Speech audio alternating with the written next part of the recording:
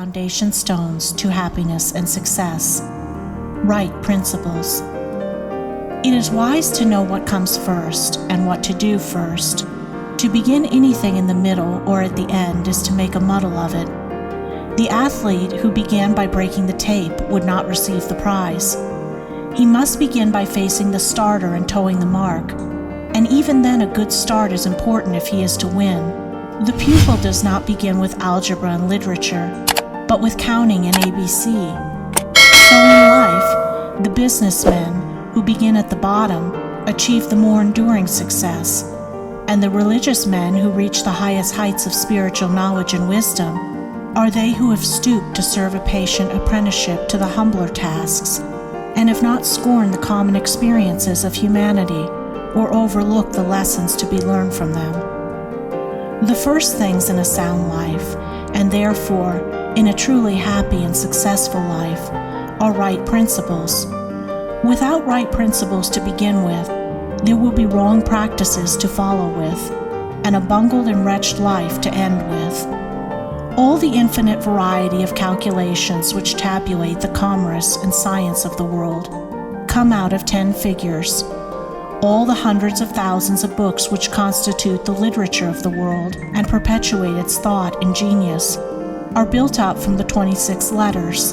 The greatest astronomer cannot ignore the 10 simple figures. The profoundest man of genius cannot dispense with the 26 simple characters. The fundamentals of all things are few and simple, yet without them there is no knowledge and no achievement.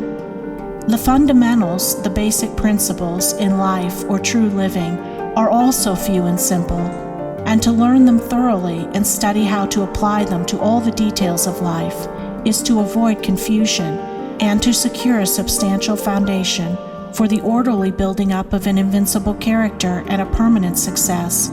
And to succeed in comprehending those principles in their innumerable ramifications in the labyrinth of conduct is to become a master of life. The first principles in life are principles of conduct. To name them is easy. As mere words, they are on all men's lips.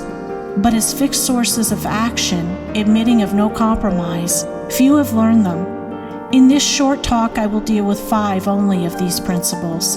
These 5 are amongst the simplest of the root principles of life, but they are also those that come nearest to the everyday life, for they touch the artisan, the businessman, the householder, the citizen at every point.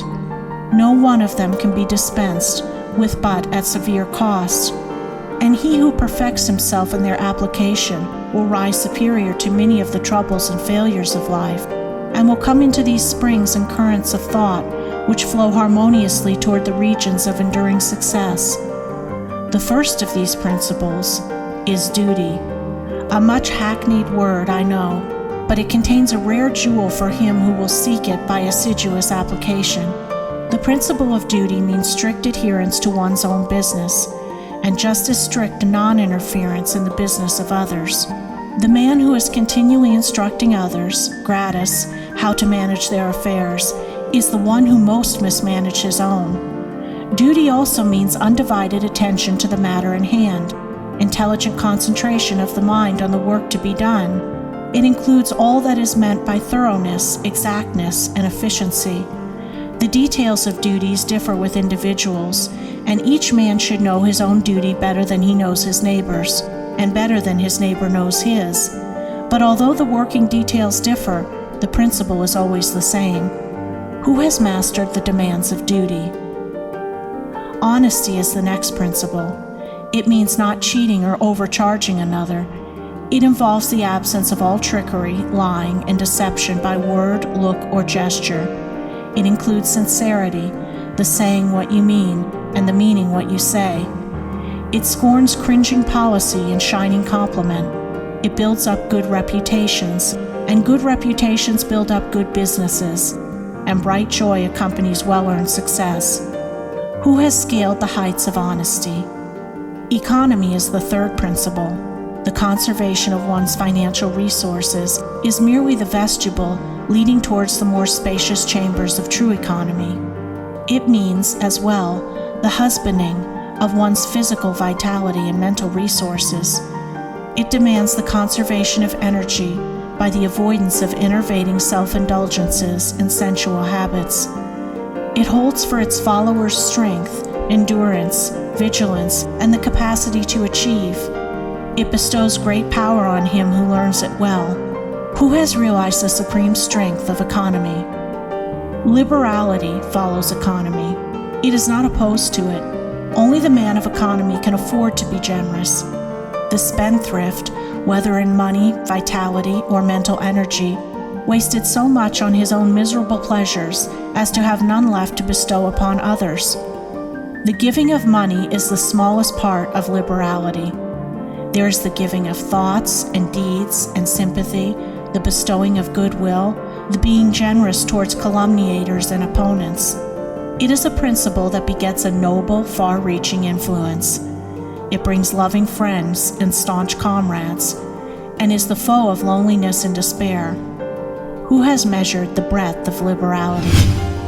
Self-control is the last of these 5 principles, yet the most important.